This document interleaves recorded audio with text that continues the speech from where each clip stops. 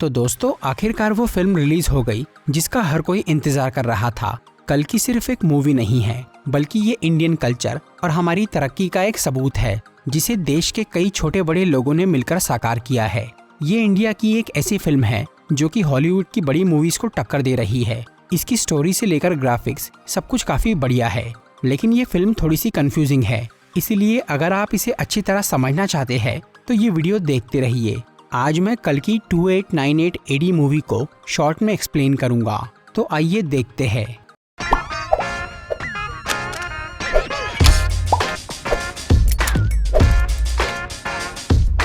ये कहानी शुरू होती है महाभारत के समय में, जब कुरुक्षेत्र की जंग खत्म हो गई थी। तब गुरु द्रोण के बेटे अश्वत्थामा ने अपने दोस्त दुर्योधन की मौत का बदला लेने के लिए पांडवों के सभी बच्चों को मार दिया और आखिर में उसने पांडवों के पूरे वंश को मिटाने के लिए अर्जुन के पोते यानी अभिमन्यु के बेटे को मारना चाहा, जिसने अभी जन्म भी नहीं लिया था। इस काम के लिए अश्वत्थामा ने ब्रह्मास्त्र का इस्तेमाल किया और उसे अभिमन्यु की बीवी उत्तरा के पेट पे छोड़ दिया। लेकिन तब भगवान कृष्ण ने उस बच्चे को अपनी शक्ति से बचा लिया, जिसके बाद उन्होंने अश्वत्थामा को ये श्राप दिया कि वो कभी मरेगा नहीं और वो सदियों तक तड़पता हुआ घूमेगा। इस पर अश्वत्थामा ने उनसे पूछा कि उसे मुक्ति कैसे मिलेगी।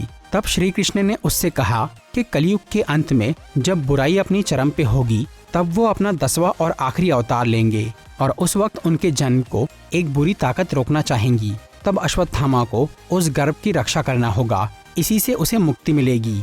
इसके बाद भगवान कृष्ण अश्वत्थामा के सर से उसका मणि निकाल लेते हैं, जिससे उसे सेहत और शक्ति मिलती थी। और वो अश्वत्थामा को बोलते हैं कि जब उनके पुनर्जन्म का वक्त आएगा तब उसे ये मणि वापस मिल जाएगी। इसके बाद समय बीतने लगता है और अश्वत्थामा प्रायश्चित करते हुए घूमता रहता है।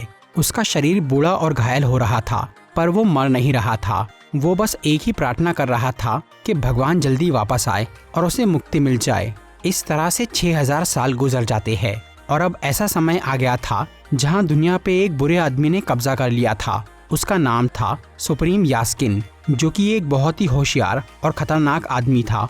उसका मानना था कि इंसानों ने इस दुनिया को बहुत नुकसान पहुंचाया है, इसीलिए उसने अपनी टेक्नोलॉजी और आर्मी की मदद से सभी देशों और लोगों को हरा दिया और खुद पूरी धरती का मालिक बन गया और उसने अपने आप को भगवान घोषित कर दिया। इस सब के बाद सुप्रीम यास्किन ने दुनिया के सभी रिसोर्सेज को जमा करके काशी शहर में एक बड़ा सा हवाई महल बनाया, जिसे कॉम्प्लेक्स कहते हैं। उस जगह पे सारे सुख सुविधा मौजूद थे और बाकी सब जगह खाने पीने के भी अकाल थे।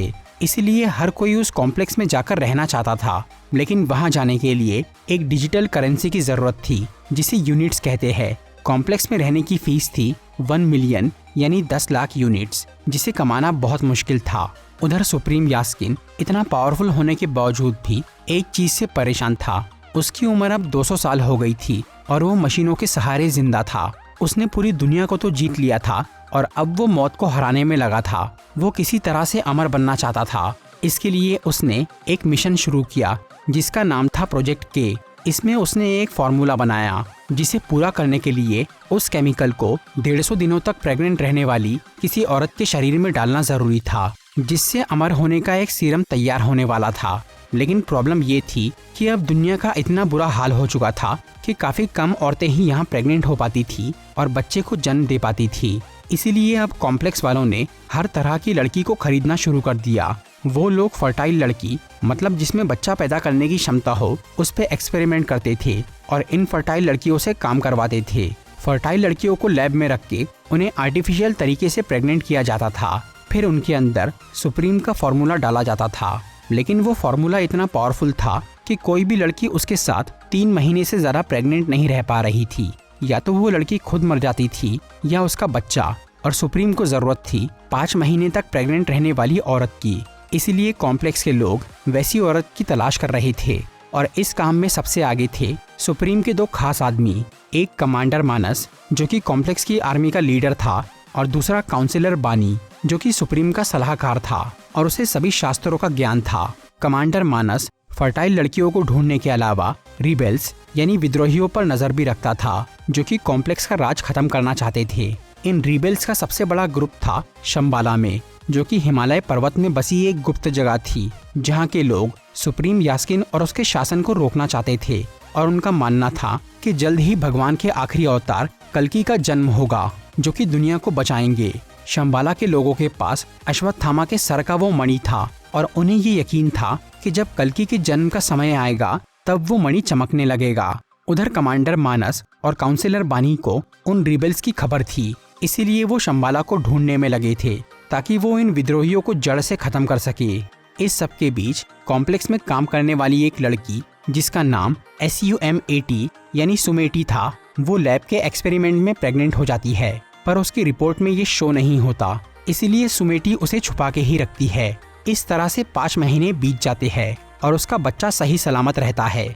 लेकिन फिर एक दिन कॉम्प्लेक्स वालों को ये बात पता चल जाती है और वो लोग उसकी बॉडी में सुप्रीम का फॉर्मूला डाल देते हैं। इसके बाद वो सुमेटी की बॉडी से वो सीरम निकालने लगते हैं। इस प्रोसेस में अक्सर लड़कियां मर जाती थी, लेकिन इस बार लैब में काम करने वाली लिली नाम की एक लड़की जो कि असल में शंबाला की एक रिबेल थी, उसे सुमेटी में कुछ खास नजर आता है और वो उसे बचाने का फैसला करती है। फिर लिली वो सीरम निकालने के बीच में ही लैब के सिस्टम्स में गड़बड़ कर देती है, जिससे सुमेटी उस मशीन से बाहर निकल के वहाँ के डेथ चेम्बर में गिर जाती है। तब लिली वहाँ जाकर सुमेटी को बचाती है और कॉम्प्लेक्स से बाहर निकलने का रास्ता बताती है, जहाँ उसने अपने रिबेल साथियों को मदद के लिए बुला लिया था। इसके बाद सुमेटी काफी मुश्किल से उस कॉम्प्लेक्स से बाहर निकलती है, जहाँ वीरन, कायरा और अज्जू नाम के 3 रिबेल उसे बचाते हैं और वो सुमेटी को शंबाला ले जाने लगते हैं। रास्ते में कायरा उसे एक नया नाम देती है, सुमति।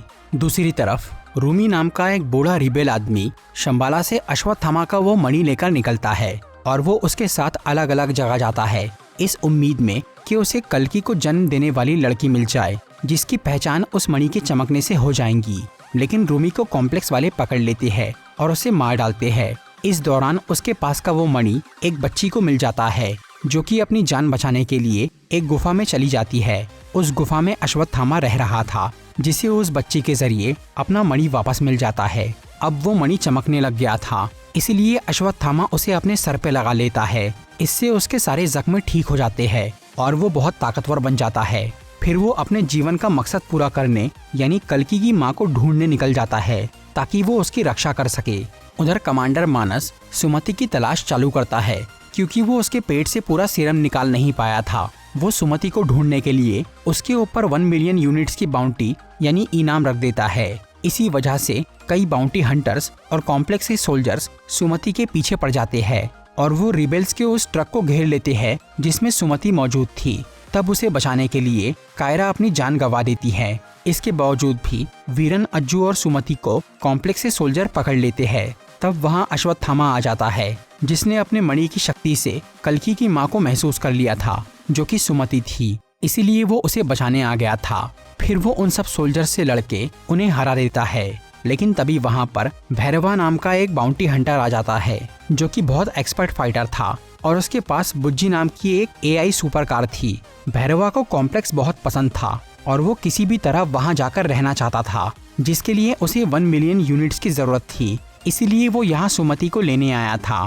फिर भैरवा उसे पकड़ने की कोशिश करता है, पर अश्वत्थामा उसका रास्ता रोक लेता है और तब उन दोनों की काफी खतरनाक लड़ाई होती है, जिसमें भैरवा हार जाता है। इसके बाद अश्वत्थामा उन रिबेल्स के साथ सुमति को लेकर वहां से निकल जाता है और वो सब शंबाला पहुंच जाते हैं। वहां सुमति के कदम रखते ही कुछ अच्छी घटनाएं होती हैं, जिससे शंबाला के लोग समझ जाते हैं कि भगवान को जन्म देने वाली औरत आ गई है। इसीलिए सब लोग उसे माँ बुलाने लगते हैं और वो सुमति की खातिरदारी और उसकी रक्षा करते हैं। इसी बीच काउंसिलर बानी को रेगिस्तान में गांडीव धनुष मिलता है जो कि महाभारत के अर्जुन का था। उस धनुष में तब तक ही शक्ति थी जब तक धरती पे भगवान का अवतार मौजूद था, जिनके जाने के बाद गांडीव की शक्ति भी चली गई थी।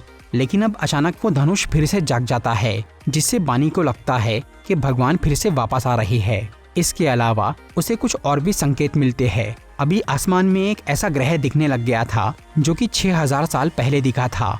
इस सबसे बानी को ये समझ में आता है कि भगवान के आखिरी अवतार का जन्म होने वाला है, जिनकी माँ वो लैब से भागी हुई लड़की है, क्योंकि रिबेल्स और अश्वत्थामा उसे बचा रहे थे। इससे मानस और बानी को ये डर लगता है कि अगर कल्कि का जन्म हो गया तो उससे सुप्रीम यास्किन का राज खत्म हो जाएगा। इसीलिए वो जल्द से जल्द सुमति को पकड़ने का सोचते हैं ताकि वो उसके पेट से वो सीरम निकालकर उसे मार सके, क्योंकि बानी के हिसाब से अगर उन्होंने अभी उस जन्म को रोक दिया तो अगले 6000 साल तक फिर वैसा समय नहीं आएगा। कमांडर मानस ये अंदाजा लगाता है कि वो रिबेल्स सुमति को अपने साथ शंबाला लेकर गए होंगे, लेकिन उन्हें उस जगह की लोकेशन नहीं मालूम थी।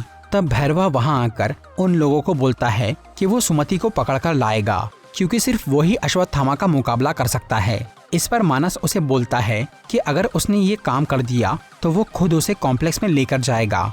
इसके बाद भैरवा अपनी सुपर कार बुज्जी को अपग्रेड करना शुरू करता है ताकि वो अश्वत्थामा को हरा सके, और शंबाला में जाने के लिए वो एक रिबेल लड़के से झूठ बोलता है कि वो अब उनकी साइड आ गया है, जिसकी वजह से वो रिबेल भैरवा को शंबाला लेकर चला जाता है। वहां पहुंचकर भैरवा उस लड़के को बेहोश कर देता है और फिर वो अपनी टेक्नोलॉजी की मदद से अश्वत्थामा का रूप ले लेता है। फिर वो सुमति के पास चला जाता है और उसे बेवकूफ बनाकर वहां से निकालने लगता है। तभी असली अश्वत्थामा वहां आकर भैरवा का रास्ता रोक लेता है और वो उससे लड़ना शुरू करता है। इस बार भैरवा अपनी कार को एक बड़ा सा रोबोट बना के अश्वत्थामा को अच्छी टक्कर देता है, लेकिन फिर भी अश्वत्थामा उस पे भारी पड़ता है और उसे हरा के बेहोश कर देता है। इसी दौरान कॉम्प्लेक्स की आर्मी शंबाला पहुंच गई थी, क्योंकि उन्होंने भैरवा को ट्रैक करके उस जगह का रास्ता ढूंढ लिया था। फिर वो लोग वहाँ की सिक्योरिटी शील्ड को तोड़ के अंदर घुस जाते हैं। हालांकि शंबाला की फौज उनका मुकाबला करती है, लेकिन वो कॉम्प्लेक्स के एडवांस वेपन के आगे ज्यादा देर टिक नहीं पाते और हार जाते हैं। तब मानस वहाँ पर अश्वत्थामा को काफी सारे बेल्ट से जकड़ लेता है और वो सुमति को पकड़कर वहाँ से भागने लगता है। लेकिन तभी अचानक बेहोश भैरवा के हाथ में अश्वत्थामा की छड़ी आ जाती है, जो कि असल में महाभारत के कर्ण का विजय धनुष था। इससे भैरवा को होश आ जाता है और उस धनुष में भी शक्ति आ जाती है, क्योंकि भैरवा असल में सूर्यपुत्र कर्ण का पुनर्जन्म था, जिसके हाथ में उसका विजय धनुष आते ही कर्ण और उसका हथियार दोनों जाग जाते हैं। महाभारत में अश्वत्थामा और कर्ण दोस्त थे, इसीलिए यहाँ जब वो अश्वत्थामा को बंधा हुआ देखता है तो वो कॉम्प्लेक्स की पूरी आर्मी से लड़के उन्हें हरा देता है और मानस को मार डालता है। फिर कर्ण सुमति को आजाद करता है, लेकिन तभी बुज्जी उसे आवाज देती है, जिससे भैरवा वापस अपने पुराने रूप में आ जाता है और वो सुमति को उस इनाम के लिए कैद करके वहाँ से भाग जाता है। दूसरी तरफ काउंसिलर बानी सुप्रीम यास्किन से जाकर मिलता है और वो उसे सुमति के शरीर से निकला हुआ एक ड्रॉप सीरम देता है। सुप्रीम जब वो सीरम अपनी बॉडी में डालता है तो इससे वो काफी जवान और ताकतवर बन जाता है और वो अर्जुन का गांडीव धनुष भी उठा लेता है, जिसे चलाने वाला किसी को भी हरा सकता था। वो उस धनुष को इसीलिए उठा पाया क्योंकि उसने जो सीरम लिया था उसमें भगवान का अंश था। अब सुप्रीम यास्किन खुद सुमति को पकड़ने का फैसला करता है ताकि वो उसकी बॉडी से पूरा सीरम निकाल के अमर और महाशक्तिशाली बन सके। इसके आगे की कहानी इस मूवी के अगले पार्ट में दिखाई जाएंगी। तो दोस्तों, ये थी कल की मूवी की एक्सप्लेनेशन वीडियो। अगर आपको ये वीडियो अच्छी लगी हो तो इसे लाइक और शेयर जरूर करिए, और ऐसी ही इंटरेस्टिंग वीडियोस देखने के लिए सब्सक्राइब कीजिए हमारा चैनल और इस बेल आइकन को दबाइए ताकि आपको हमारी वीडियोस सही टाइम पर मिल सके।